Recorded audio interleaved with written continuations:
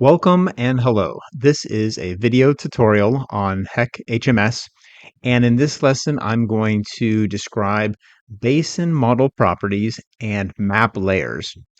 All right, so the basin model is one of the main components of a HMS project. Their purpose is to convert atmospheric conditions into stream flow at specific locations in the watershed. So let's go ahead and create a basin and show you what that's like and the properties.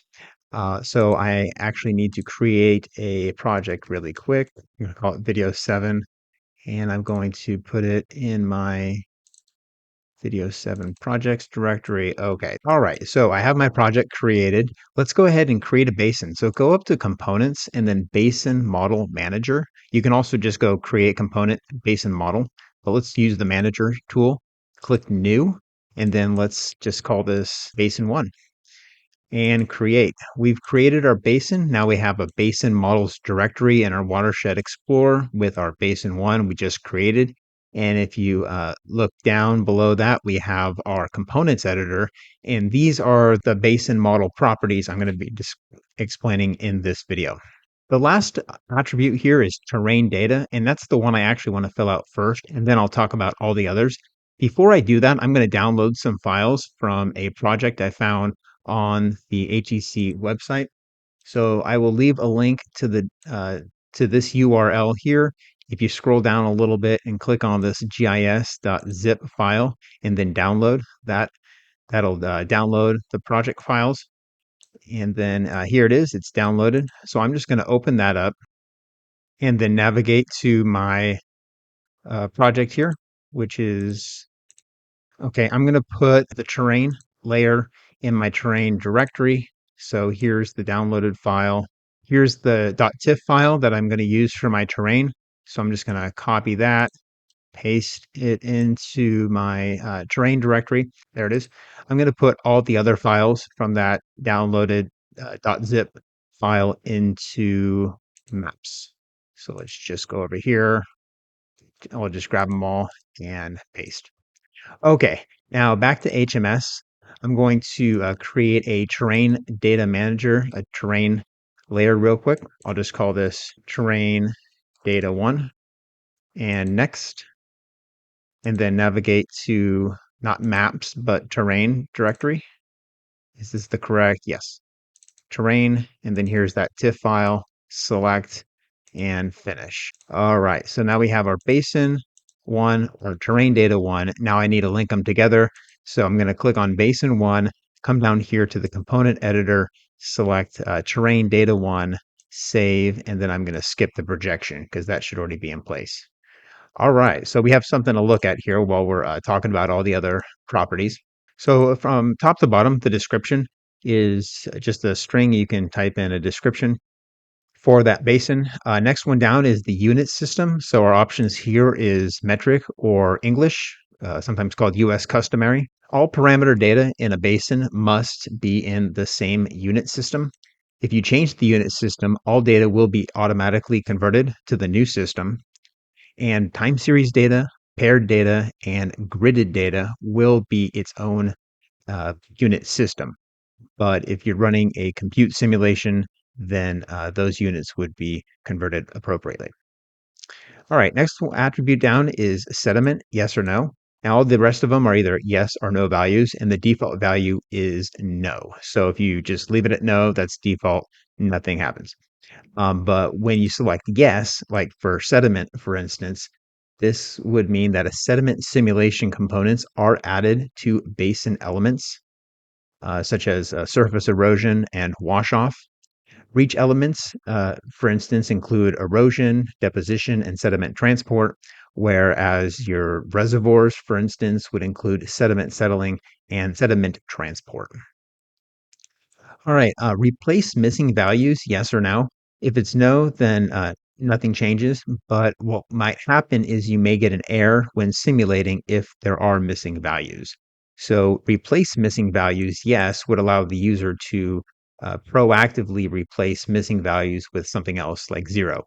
And that would potentially reduce the number of errors during simulation. All right, ideally, you wouldn't have any missing values though. Local flow, yes or no. No is basically means there's no local flow. So the junction outflow equals the junction inflow.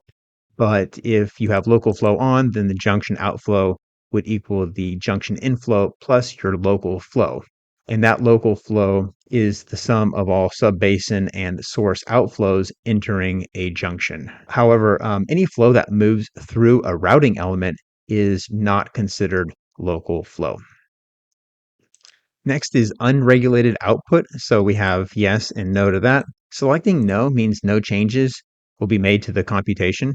But if we select yes on unregulated output, then a second iteration will be made through all Basin model computations, during which the routing method for all reservoirs and diversions will be set to none, because those are considered regulated structures.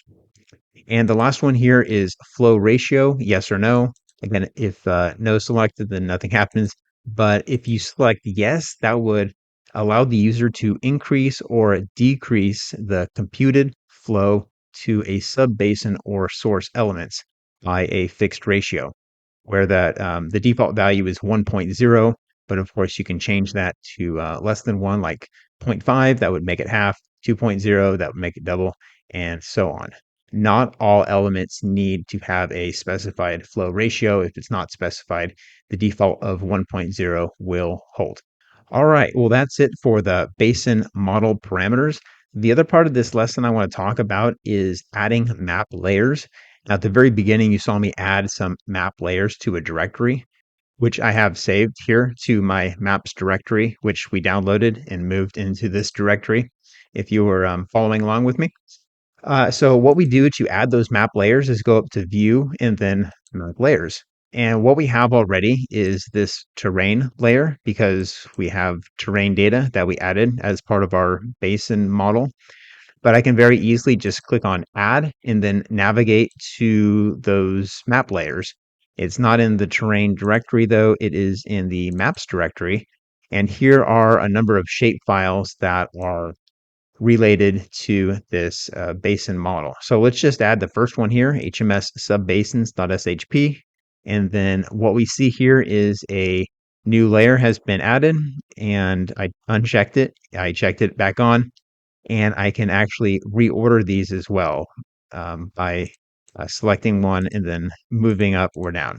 Looks like that's not an option for this one shape file. Let's go add another one. And let's go with the next one down is flowlines.shp. So I'll click OK.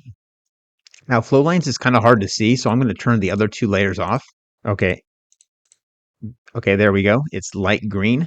I don't really like that. I'm going to change the color. So to do that, you click on draw properties, and now we have some editing tools. Here we have this, what they're calling dark green, and I'm going to change it to blue, and then I'm going to change the weight a little bit thicker and then apply.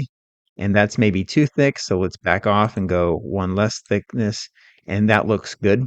But I think I also need to change this subbasin color because, well, I guess blue is all right. And then let's add all three together. Okay, looking good. So if I want to reorder these two shape files, I can just click move up, and now you can tell that the you zoom in a little bit. And that's another thing. If you want to zoom, you can use the mouse roller, the M3, the middle mouse roller tool. That will help allow you to zoom in. And now we can see the layers a little easier. And we can also go up to view, zoom in, and then view, zoom out, just the same. If we want to change the properties of some of the other layers, then we can do that as well by going to just select the layer and then select on draw properties. Now this is the terrain, so this is like the topography that we first had loaded in, and we can do symbology stretch or classify. We can modify the max and min values and then modify the color scheme. There is also some transparency and hill shade features, as well as out of range colors as well. So that's just something to keep in mind. The actual properties that you're editing depend on the type of file. So the last one here is the subbasins. If I go ahead and draw, I can change that color. Let's maybe make it green. and click apply to see what that looks like. We can change the transparency, so make it essentially not transparent at all, or we can make it very transparent. Click apply to kind of apply those changes, or click OK to make the changes and close the dialog box. I could add a few more layers, but I'm not going to. I think the point has been made, and you understand the basics now, hopefully, of adding map layers. If we want to make a copy of the basin, we can do that by copy, rename, and delete, or we can go back up to Components, Basin Model Manager, select the basin, and then copy, rename, delete, or update the description. So that is it for this lesson. We talked about basin model properties as well as map layers in HEC HMS.